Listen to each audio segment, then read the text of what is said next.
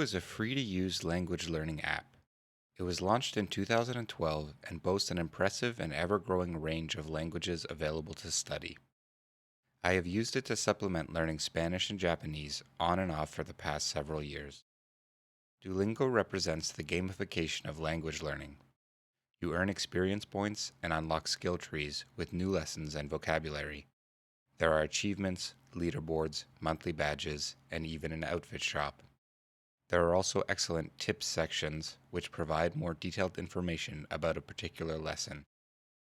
The lessons are structured by themes like food or family, and you are required to complete earlier lessons and skill testing checkpoints in order to move further along the tree. Completing a skill tree will earn you a trophy, but you can still go back and redo more challenging variants of completed lessons.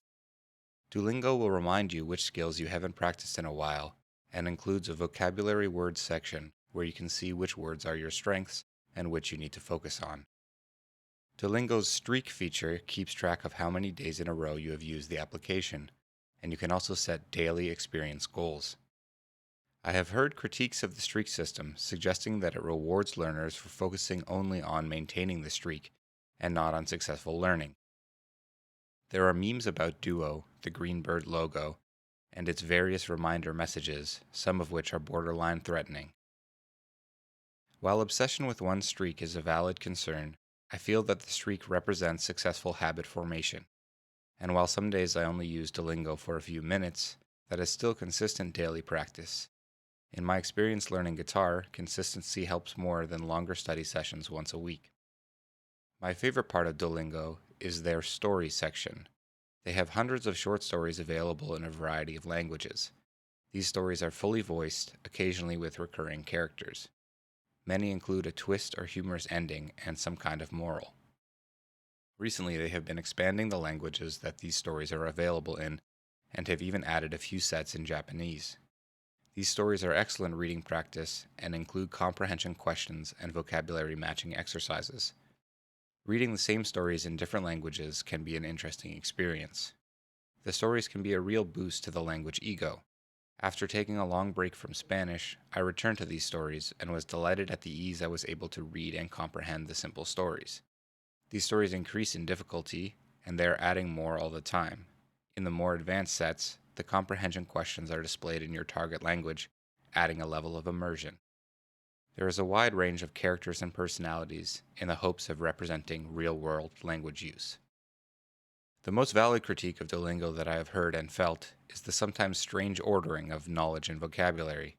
In the Japanese skill tree, for example, kanji are introduced early and without much explanation. This was confusing and overwhelming.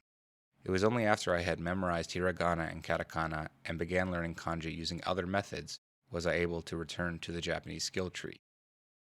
Even with its faults, Duolingo is free and includes a wealth of information. Completing the skill trees at the very least increases one's familiarity with the sounds and forms of a language. I appreciate that on a whim I could begin learning any of the offered languages, from Navajo to Haitian Creole, Swedish, or Korean. The preservation of languages is important, lest they disappear. They even have a few courses on fictional languages like Klingon. Overall, I think that Duolingo is a fine resource and an excellent supplement or refresher. I think that the strength of its gamification makes it most valuable for young children, where motivation is low but the chance for language acquisition is high. It is also used as a class aid for schools. However, learning a language is a lifelong pursuit which requires dedicated practice, and usually it's best to have more than one resource. I recommend trying out Duolingo and seeing if it works for you, especially if there is a language you've wanted to learn or get back to. Good luck and happy learning. Thanks for listening.